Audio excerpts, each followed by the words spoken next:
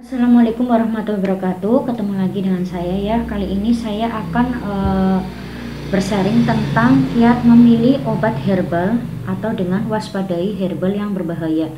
Jadi di sini ada tips-tipsnya ya untuk kiat memilih herbal itu yang bagus yang seperti apa, dan waspadai herbal yang berbahaya.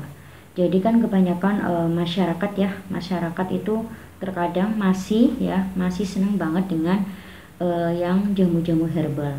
Tapi perlu diketahui bahwa mempercaya seperti itu tidak bermasalah ya, karena sugesti seseorang itu berbeda-beda untuk pengobatan pada dirinya sendiri ya. Jadi sebenarnya menggunakan herbal itu tidak ada masalah ya, asalkan itu harus benar-benar tahu poin-poinnya yang herbal itu yang bagus itu yang seperti apa.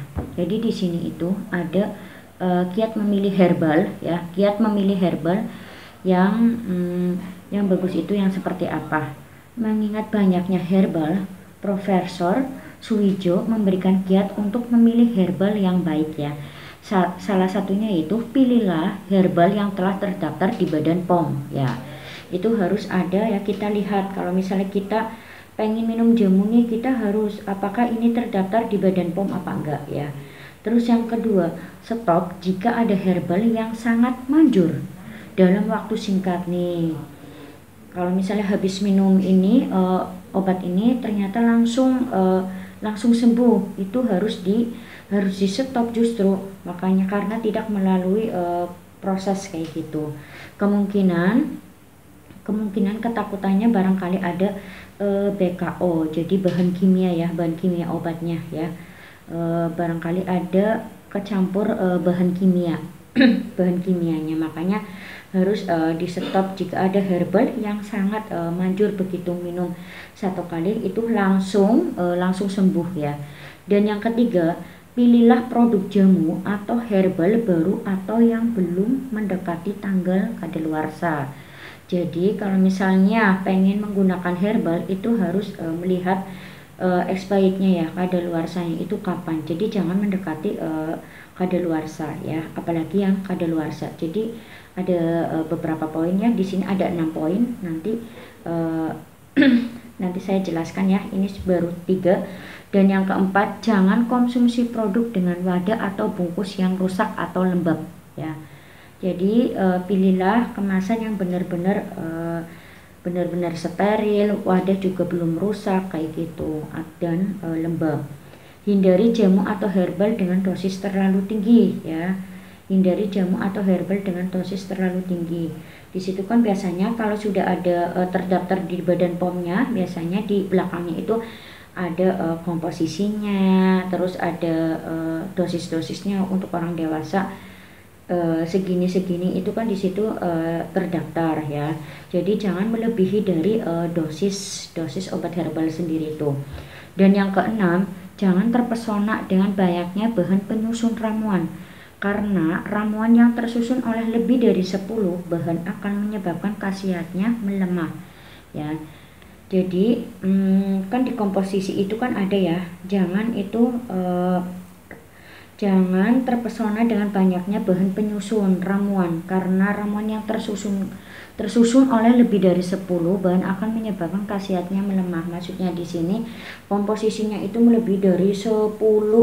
Jadi ada jamu yang campurannya itu ada daun ini, ada daun ini, ada daun ini, malah ini khasiatnya itu akan melemah. Jadi ada 3 poin ya, 6 poin kiat untuk memilih herbal yang bagus tadi ya, yang saya jelaskan. Yang pertama, saya ulangin lagi ya, yang pertama harus terdaftar di Badan POM.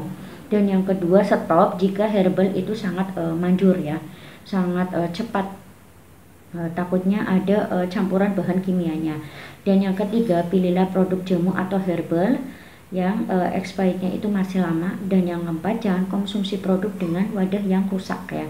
Terus yang kelima, hindari jamu atau herbal dengan dosis yang terlalu tinggi.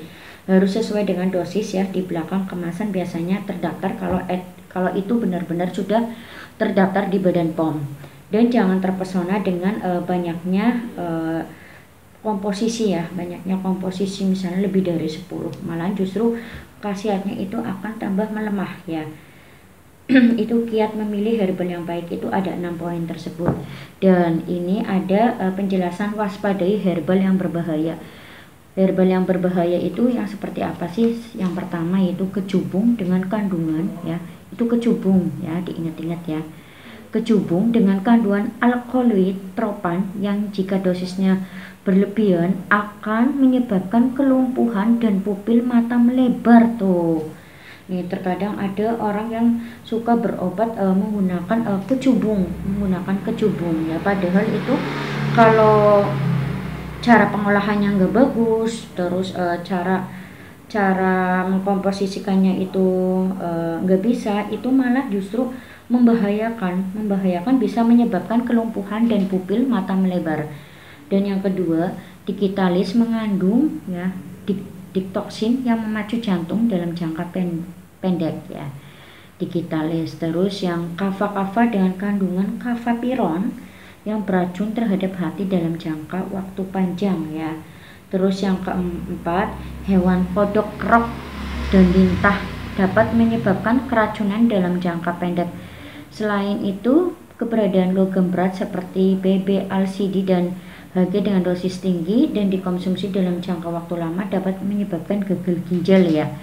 Ini ada hewan kodok nih, hewan kodok dan krok dan lintah yang dapat menyebabkan keracunan dalam jangka waktu pendek nih. Ini kalau misalnya ada hewan kodok, krok dan lintah ya. Terkadang masih ada orang yang mempercayai dengan binatang lintah ya, itu bisa untuk pengobatan. Itu lebih baik jangan, karena itu dapat menyebabkan keracunan itu akan lebih pendek ya. Mungkin itu aja ya teman-teman videonya, yang kiat untuk memilih herbal yang bagus yang seperti apa dan waspadai herbal yang berbahaya seperti apa. Semoga konten kali ini bisa bermanfaat untuk semuanya teman-teman. Wassalamualaikum warahmatullahi wabarakatuh.